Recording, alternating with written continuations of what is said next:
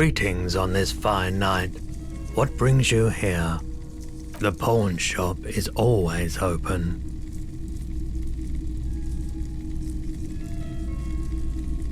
Yeah, we still have those boomboxes on the shelves. Sure, let me have a look. Anything else you're thinking of selling?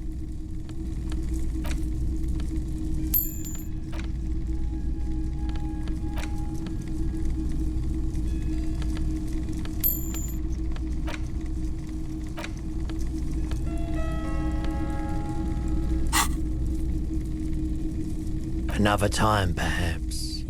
The boomboxes wait on the shelves, and your boombox, that gold and amber Harmon Waushi, stares at you longingly. Greetings on this fine night. Sure, let me have a look. Anything else you're thinking of selling?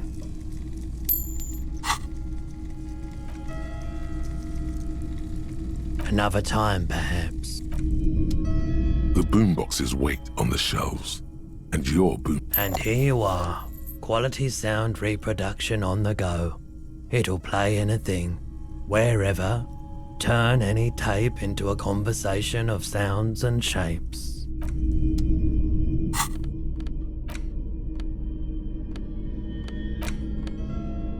The porter reel is just what you needed.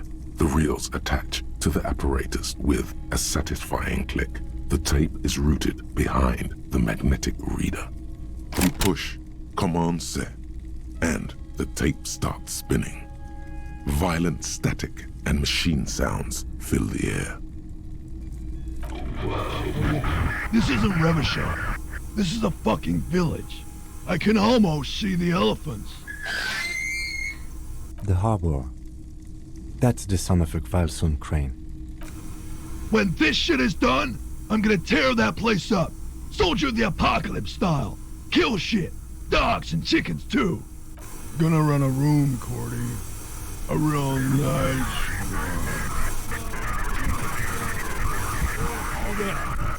one. I don't give a shit. I'm fucking done.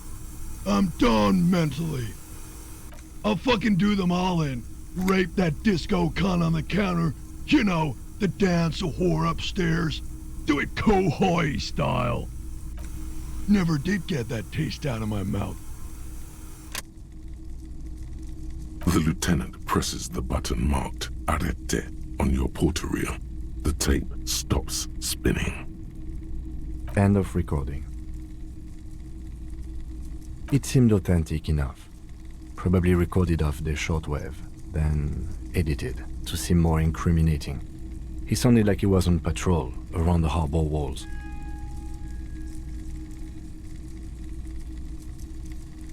Still, There's more going on here than we know. Corty could be short for Cortenard, one of the other mercenaries, the one he was talking to. Probably the mountain at the harbor gates. Mr. Right to Work. A village on the Samaran Isola, in South Safre. Grad committed war crimes there, the kind of thing he talks about. Who knows? Maybe the tattoos would have an answer. We would need to know the story of this man's service. A symbol of soldier of the apocalypse style conduct in a civil environment. I think we've got a few more questions for class here, don't you? This seems to contradict her testimony, at least to some degree.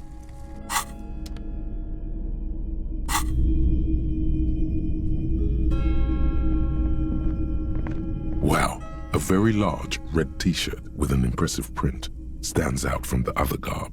Oh yeah, the print depicts a muscled man striding toward you, a giant sword in each hand, encircled by burning embers. Behind him is a cluster of cabins engulfed in flames. Beneath him are the words, Hjelmdal burning. Hell yeah, man. I don't usually carry printed tees, but this one was just pure exemplar. A fan? No, I wouldn't go that far. But I do think the Hjelmdalaman saga is an integral part of our shared reality. Most people don't think that the man from Hjelmdal really existed, but they're wrong. 2 real. That's dirt cheap. You should. Welcome to Hyomdal, officer.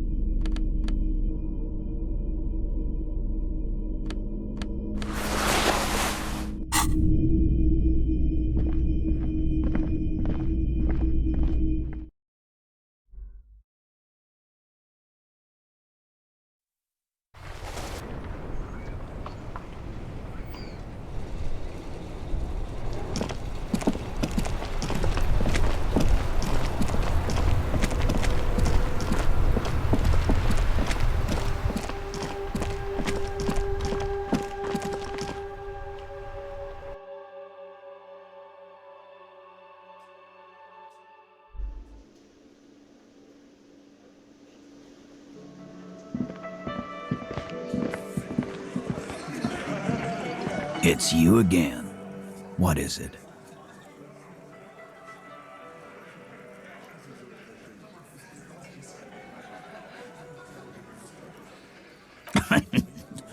What's that, copper? You want us to help little old ladies now? You're local law enforcement, aren't you? Helping troubled civilians should fall under your jurisdiction. Yeah. We'll send someone out. Who is? Wait. It's the pigs, isn't it? God, poor lady. Don't worry. We'll handle this. I think she got some family in Kurong or something. Bastards left her alone when she got sick. We've been getting complaints. Hey, wasn't Everard's B team looking for her the other day? They said something about her, I don't know, finding something? Yeah, I think you're right, Gene. She have something of yours, pig? You're fucking with me. Your gun. She had your fucking gun? Sure did, boss. Heard him loud and clear. The pigs lost his gun to the pigs. Well, at least I can see you got it back. If you have any questions. Auntie LaPlante, we always called her. Something LaPlante. Marianne, amigo. Be anything else you wanted to know? Dunno. She lives by the water. Shit washes up all the time on the beach. Police paraphernalia doesn't just wash up on the coast, people. It's not like we dump it at night. She bought it, collected it. Get wanted to be a cop, you mean? Well, shit. I don't actually know. Anyone know why she started acting like a pig? No fucking clue. It's gotta be the crazy. Who'd want to be a pig?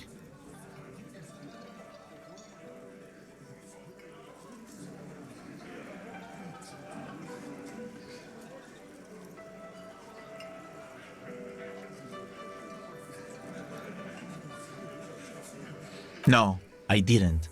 Because I'm not fucking stupid, Polizonte. Yeah, cop. That's some pretty fucking weird shit to say. The pigs level weird. But whatever gets you through the day. No problemo, cop man. We take care of our mentally ill here in Martinez. Ain't that right, boys? Sure enough, we're the real heroes on these streets. Smart boy. You go do that.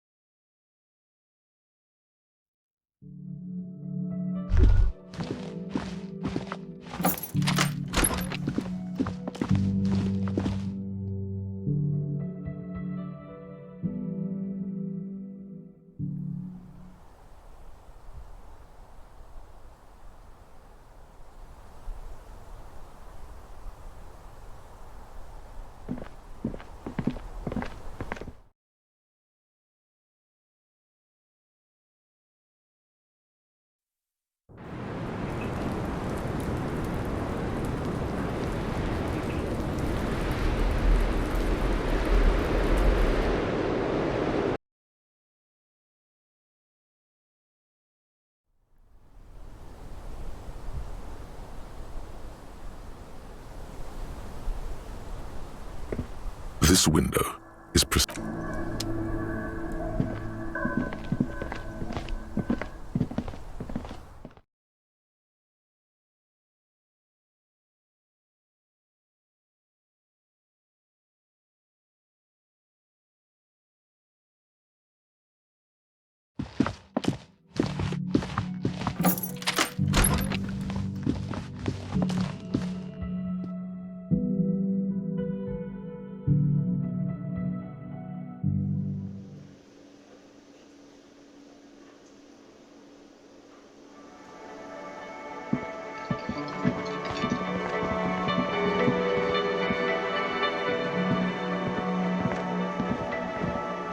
Can I help you?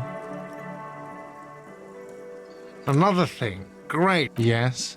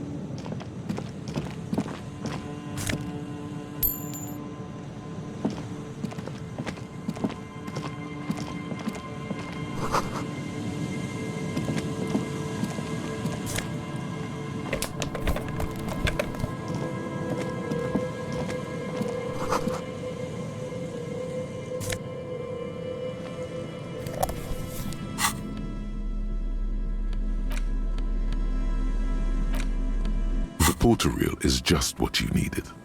The reel's attached to the apparatus with a satisfying click. The tape is routed behind the magnetic reader. You press the large button marked Commencer, and the tape starts spinning. There's a small delay before the song starts playing.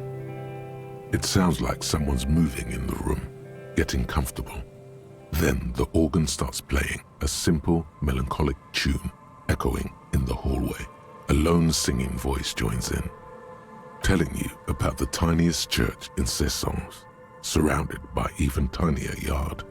You almost feel the seaside mist on your skin. It's mega sad. Within seconds you know this is the one, the real shit you've been looking for, the one you trust your room to. This one tells it like it is. This is your tune. A click, then silence for a bit. Then the tape stops spinning.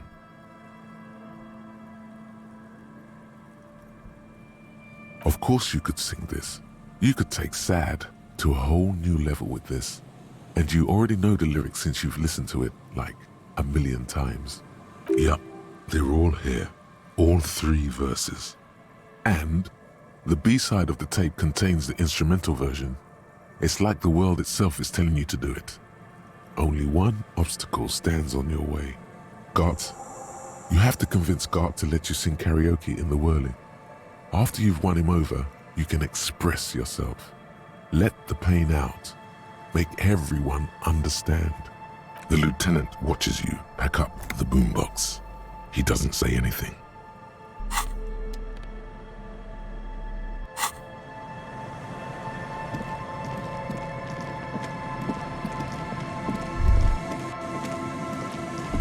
Rust peels off the bent iron posts of the swing. The wind whistles through the skeleton of the small house behind you.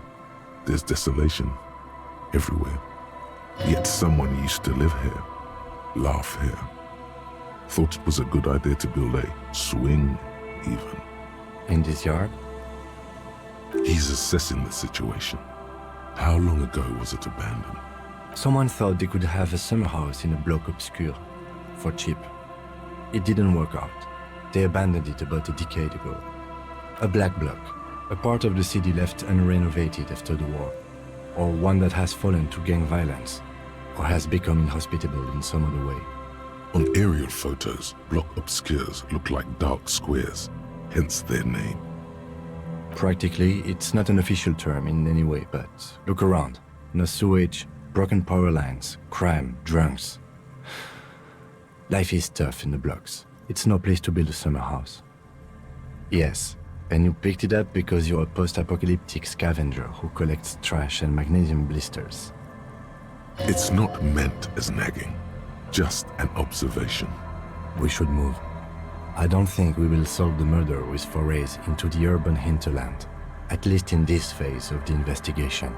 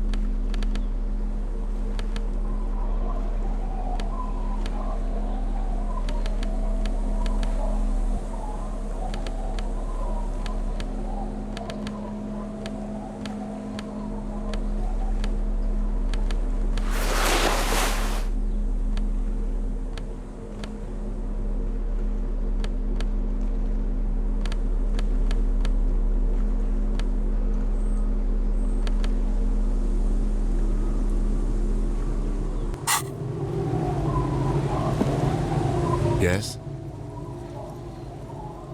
What about me? No. Your brain sends the signal. The eyebrow is exercising psionic control over you. It's like you're locked down. Something the matter, detective? What's going on?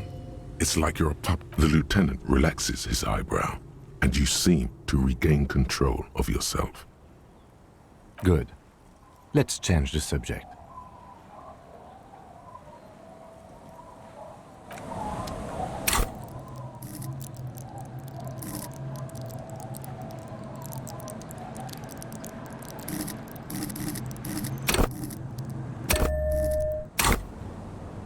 Yes?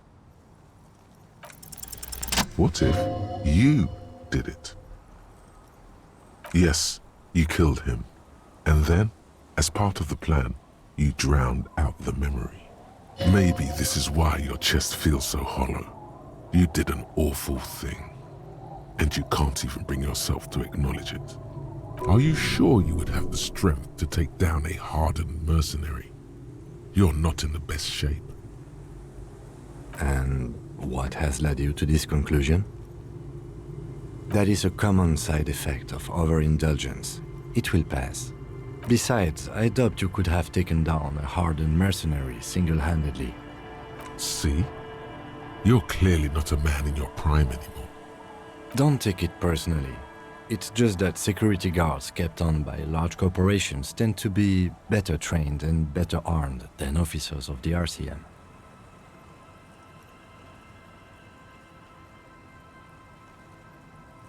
The victim wasn't run over by a drunk driver. So, while I can't condone your driving habits, the cases remain unrelated. Look, it's not unusual for detectives to feel complicit in a crime until the perpetrator is identified and apprehended, especially when the investigation is dragging. So, let's get back to it, shall we?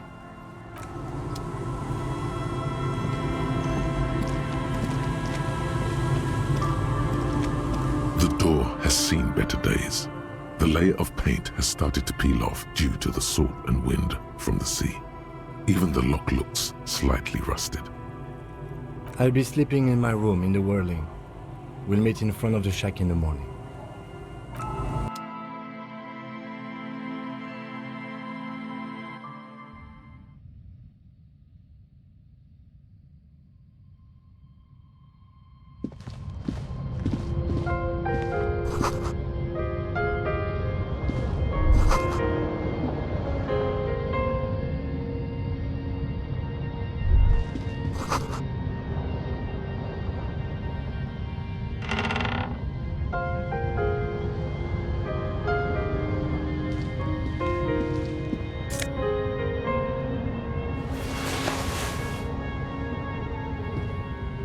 An old mirror hangs on the wall.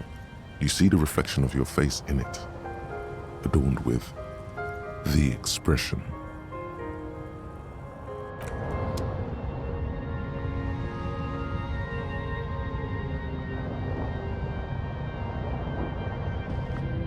On the table, you see a bowl of water, a rough soap, and next to it, a small hand mirror.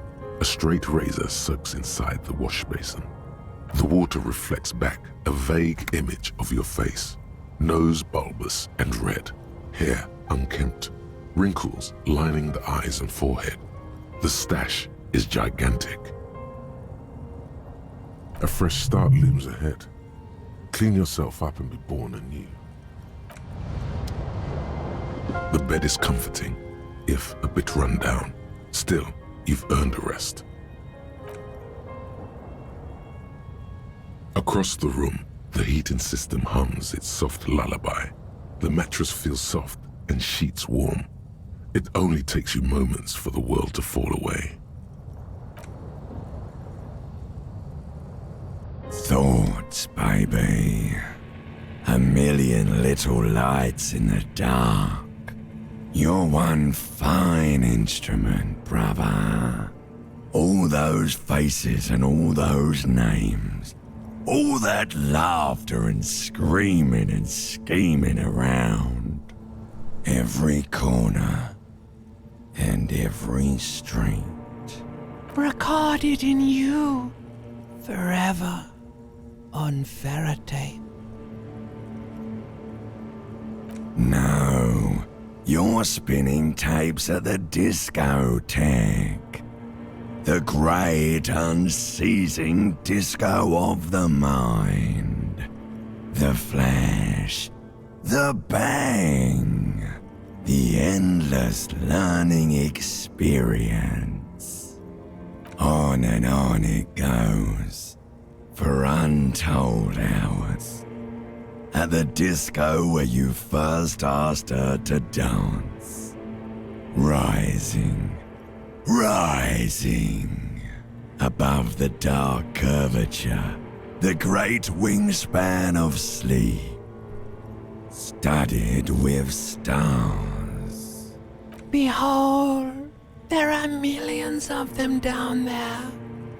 The first time, the last time, the smoke in her mouth, the plotted flowers, the faces turning, changing. It's the world, Harry boy, and you're made of it.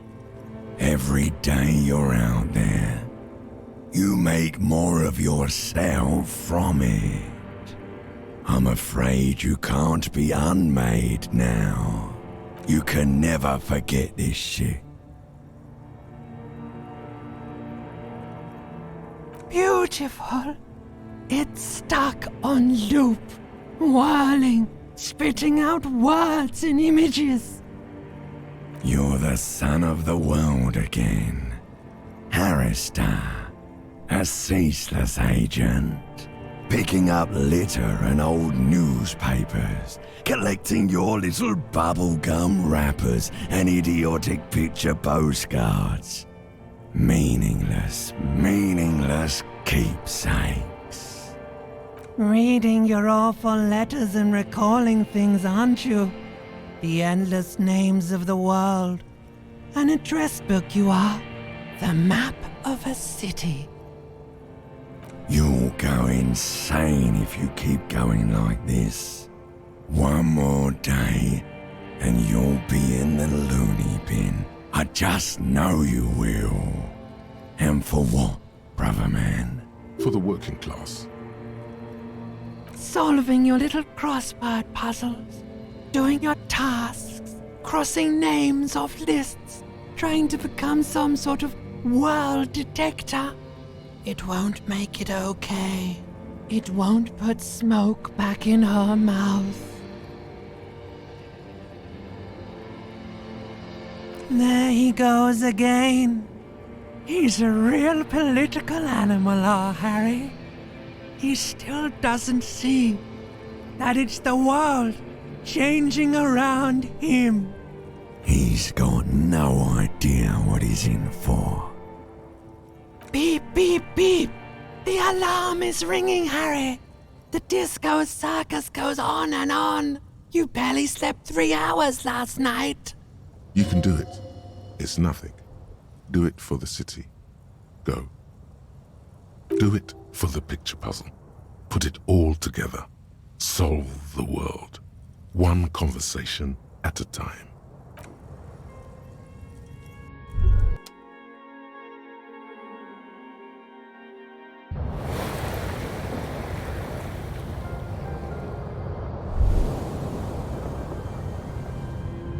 Rise and shine, comrade. It's time to get to work. Despite all the thinking you've been doing, only 0.0001% of communism has been built. It's too great a task to undertake alone. You're going to have to get organized. Uh-oh. Organization hasn't exactly been your strong suit, historically speaking.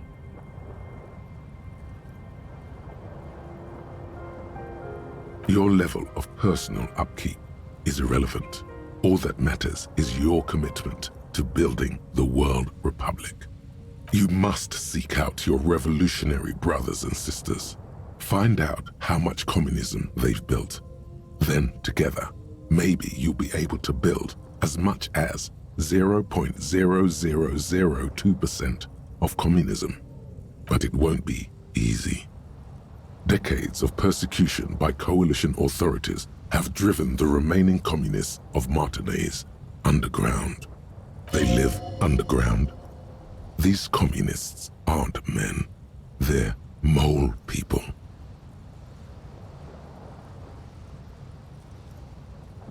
Possibly. If you have been, it's only because you're a double agent acting in furtherance of your long-term objectives. Listen to this. Do you really think you're the kind of person an underground communist cell would entrust with a mission that requires such discretion? Regardless, what's past is past. You need to look forward to the work of building communism for all. Let your nose guide you, detective. No, we meant your nose, as in that swollen muck detector in the center of your face. It just happens to be perfectly calibrated for sensing communists. We really have no idea what they're talking about. There's no linkage between ideology and olfaction. Failure.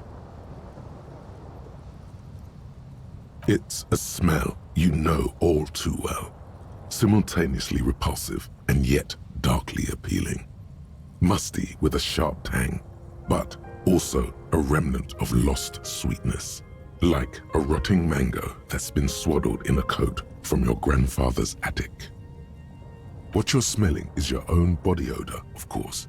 Nothing a shower and change of clothes couldn't fix. People sometimes complain there are no real communists left in Martinaise, but you can smell their presence. They're out there, waiting for you to join them. Incidentally, during the waning days of the anti-centennial revolution, a number of Revacholian communards constructed elaborate hideouts in abandoned root cellars, hollowed out tree trunks, and even residential sewage tanks. This latter phenomenon gave rise to the early anti-communist slogan, "The future's bright when you flush out the white." First, you'll have to locate the remaining communists in Martinez. When you get near to someone with revolutionary potential, your nose will give you the signal to establish contact. Again, no, it won't. Any olfactory response you perceive will be strictly psychosomatic.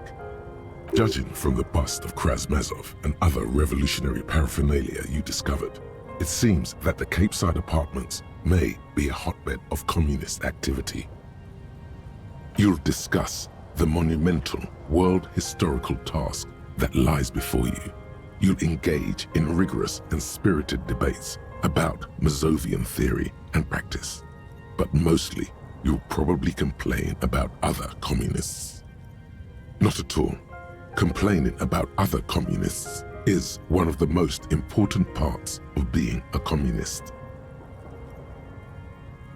Here we go. Wake, brave worker.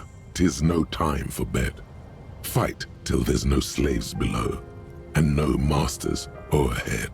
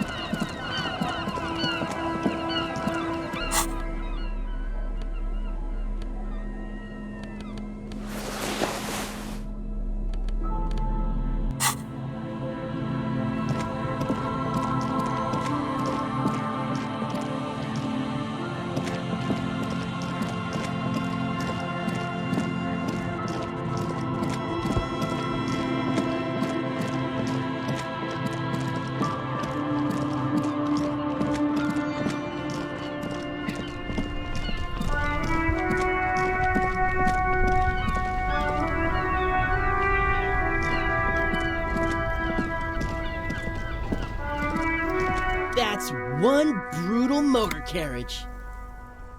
If I were a real skull now, I'd jack it, paint it in palm tree livery, then bottom light it, neon style.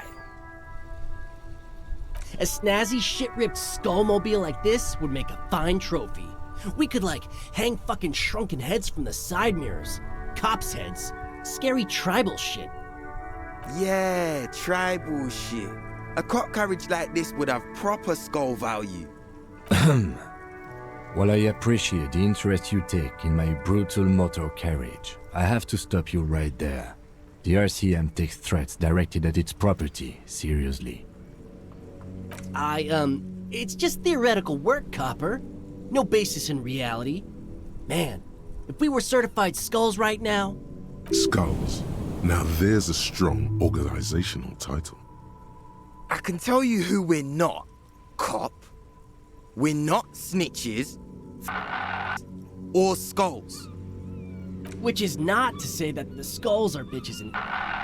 On the contrary.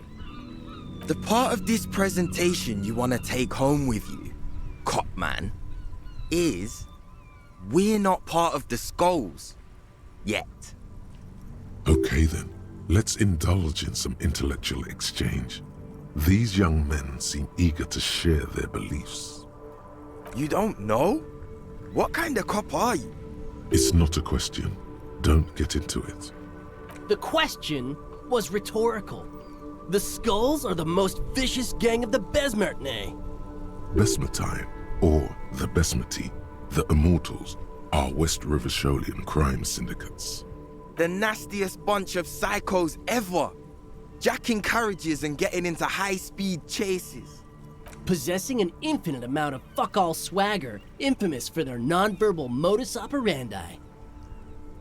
If a skull spots you, he will pull out his dagger and stab you without saying a word.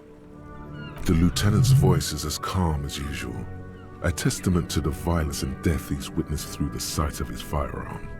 They usually occupy the burnt-out quarter in Jamrock, or you can find them loitering around their brightly painted bottom-lighted vehicles. I can't wait to become a skull. Bottom lights are wretched aggressive. Oh yeah, Cindy's a right proper skull. Yeah, a true artist of the future. Just like Arno van Eyck. By the way, if you see Cindy, give her our regards. For all their nihilistic posturing, these young men are not lacking in youthful idealism. Odd, there isn't a hint of hate in them. It's like they're piss and fuck the world out of some kind of moral obligation. The lieutenant on your left is unusually lenient toward them. Oh man, yeah. We're not fucking kids, man. Be wary of the abyss. Probably because of how non-verbal their mode of operation is going to be. It's a threat.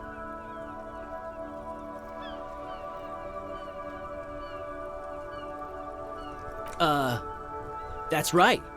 You should back off and let silence rule supreme. This is ridiculous. Boys, do you know why the gang is called Skulls? Yeah. The skull symbolizes the embrace of death and nothingness, present in all of us. The vehicle of our future operations. Death and nothingness. They're called Skulls because when you are shot dead in the middle of the street, the skull is the only part the stray dogs want to eat. Just trust me and follow my lead. No reply. The blonde rebel scratches his chin, deliberately not focusing his gaze on anything. He looks very uncomfortable. The other one shuffles uncomfortably, nevertheless continuing to steal glances at the lieutenant's motor carriage. We're not franchise skulls. Well, not yet. Once we get our name out there, we'll have a chance to join them. Because we can be just as psycho and vicious. You'll see. But in a non-threatening and definitely legal way. We'll fuck the system from the inside later. Just be cool now. The damage will be tenfold. Right on, fuck. So what's happening now? The Union does their share of policing in Martinez, at least where gangs are concerned. That's why there isn't much organized crime around here. Apart from the unions themselves, of course. Don't you worry about that. We're gonna make up for the deficit. Yeah, we are. Mm-hmm. What about them? Well, first off, it's a statement and not necessarily something that characterizes me as a person, even though the statement has character. And I do like piss. The word piss epitomizes the struggle taking place in the world. Things being defined as they seem, not as they are. And, I guess, it's also about communal spirit, the future, and truly appreciating our differences. Also, you've got to admit, it catches the eye. And since the Grand Piper is slowly but steadily moving towards basing the economy on it, attention, it is imperative that the medium itself convey the message. What I mean by this is, we are all piss and that the world is inherently meaningless. It seems that the young man has a certain expertise in at least one field, even if it's rather narrow. Like I said before, many men keep searching for the one, for so-called true love, which is actually just obsession masquerading as kinship. The thrill of the chase, the hollowness that fills your chest cavity after catching it. I'm wondering if the poetics come with the jacket, or are they derived from something else entirely? To catch a fish, you'll need to hurl the lure many times, And even then, it isn't certain that you'll get anything. If you blow up the lake, though, you get more fish in a shorter time. And, for time is of the essence and fleeting ever so quickly, one must think of a way to fuck the whole world and not get caught up in fucking someone. Because when one fucks everything, he fucks nothing. And that, to me, feels glorious. Sticking your dick into the void. Hate to admit it, but in a weird way, he's got a point. Is it a coincidence that here we have 2 badass jackets and 2 badass cops? Yes? What is?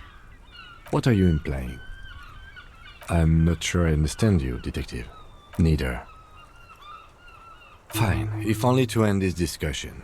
Theoretically, if I were a juvenile delinquent, if I were to already be down that path, I think peace is the stronger of the 2 statements. Seems about right, especially considering your heroic exit attempts. That's an origin story for a dynamic duo right there. So are we done here? Or you don't need us around for your secret whisper party, do you?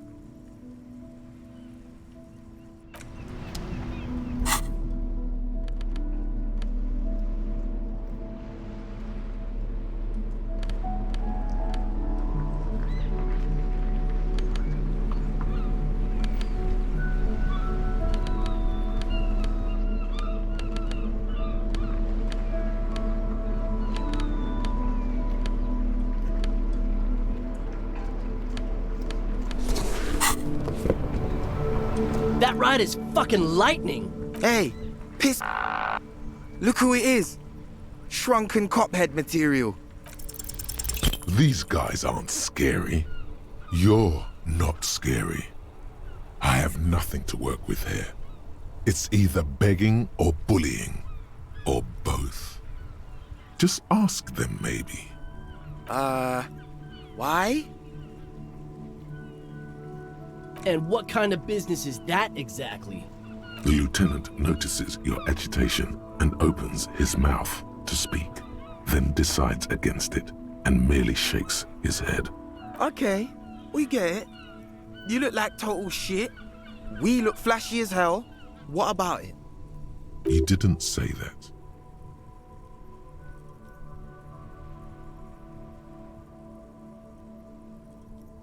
It's shit. Fine. Fuck it. Here. Take it then. I can't handle this sad shit. It's true. You simply can't. It's called empathy. Wow. I did not see that coming. You better wear that jacket with pride. Fuck that. You're not getting mine. My dad's a lawyer in La Delta. He'll have your badge. No, he won't. The lieutenant is lightly amused by the situation. No. He's like a volunteer lawyer. A total bitch. Cites law and does dishes. You know what, cop? Fuck you. That's not what this is about. You're not getting my jacket. Fuck him. We don't need his rich dad jacket anyway. I'm not wearing that jacket. I already am expressing my individuality. The need will not arise. Look at this cute shit. How can we become skulls if you go around fraternizing with cops? Let's get the fuck out of here before anyone sees us. Fuck. I'm sorry, man. I just don't like confrontations, that's all.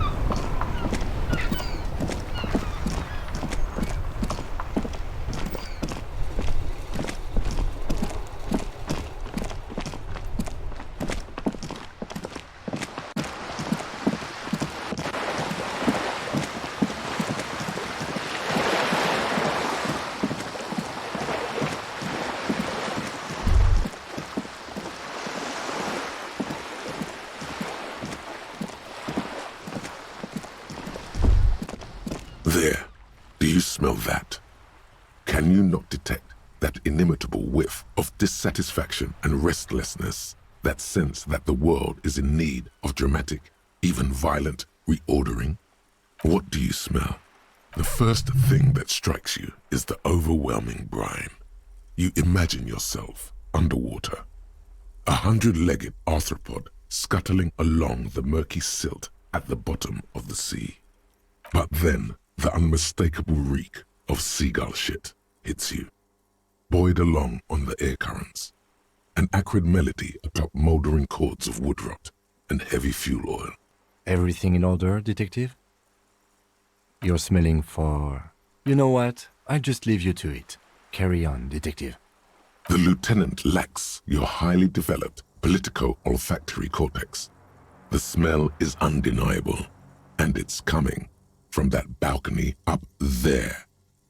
Certainement, a precocious communist youth, a symbol of a kinder, more hopeful future. Now's your chance to establish contact with your revolutionary brothers and sisters. A chance to establish contact with the future. What a beautiful, terrible thought.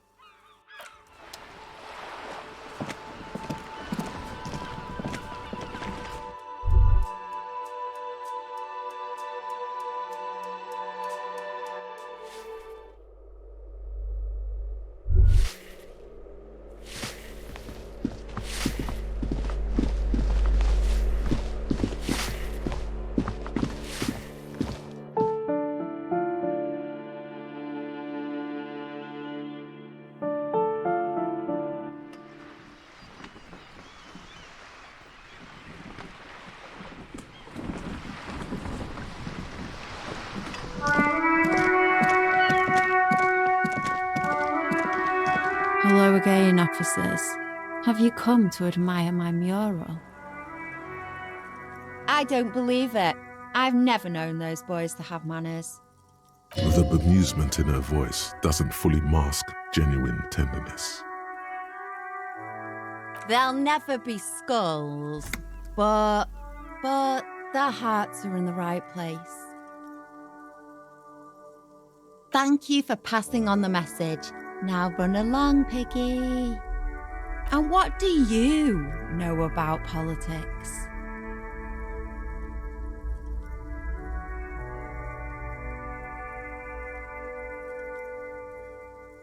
The girl erupts in a cackle that seems like it should belong to a much older woman. Oh, that's very nice. The little piggy wants to make sausages. Out of what? His little piggy friends?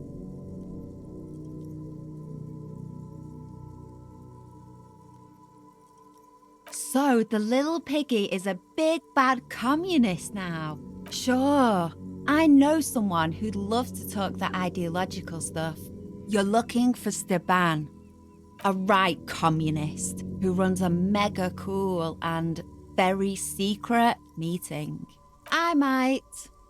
No. The lieutenant let slip a sigh that seems to suggest this turn was utterly predictable. A wicked grin extends across her face, a laughing skull, death hilarious. This is gonna be bad. Oink for me, piggy. Just once.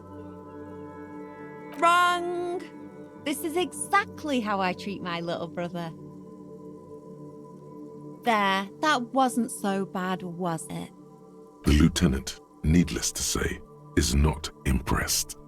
Sounds like you're really serious about meeting Steban. It's touching, sort of. Steban's group meets only at night, in an old room in these apartments here. It just so happens you're in luck. Their weekly meeting is tonight. Poke your snout around sometime after 10 p.m. and you might just find them. Just that he's a real communist. Not like the play acting you've been doing.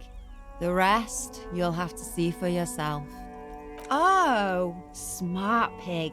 Because there is. See, Steban's a bit on the paranoid side. He's got all these mega secret passphrases to keep out infiltrators and the like. You can't join the meeting without one. Sure, I do. Steban trusts me. Why would I? That would be so boring. Now, let's see if you're half as dedicated a communist as you say you are. That's enough. Off with you then.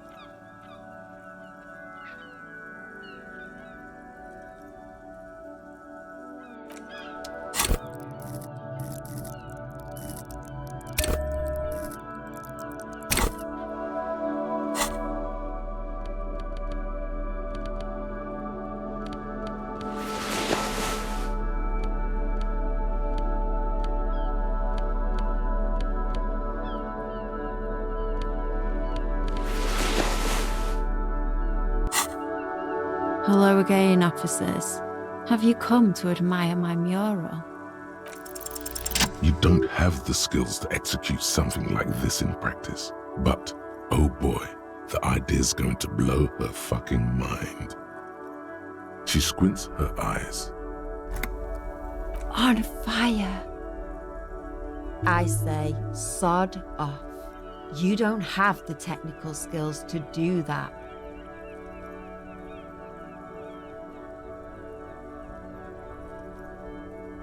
I like your idea. Should have thought of it myself. I don't need this kind of competition in my neighborhood.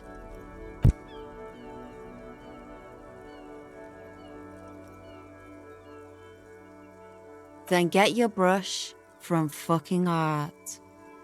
Oops, my apologies. I guess I was trying too hard. You're a police officer and a grown-up. Why are you trying to impress her? Maybe try a different approach. Ooh, police brutality. That's the good stuff. Have you got any kids? Because you sound like the world's saddest dad right now. But fine, take the brush. I'm all out of fuel oil anyway. You know what you've got in that fuel canister you scavenged from your Kanema? Red-dyed heavy fuel oil. Time to get to proper work, artiste.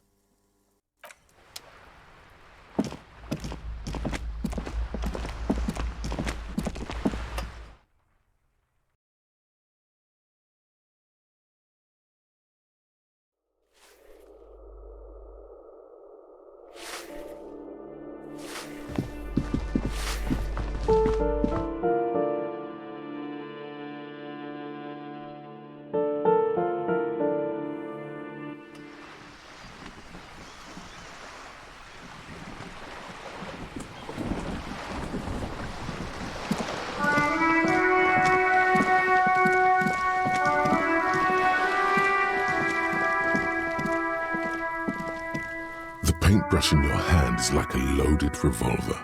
What will it be, Desperado? Quite a few things come to mind.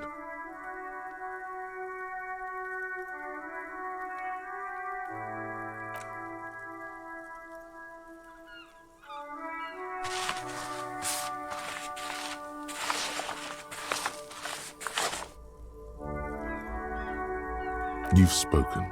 The wall will now silently repeat the message for a decade or so, until the sea air degrades the paint, adding another layer of detritus to the city. Very poetic. Real poetry. Should we return to our murder investigation? I hear there's a really bad one we are supposed to solve.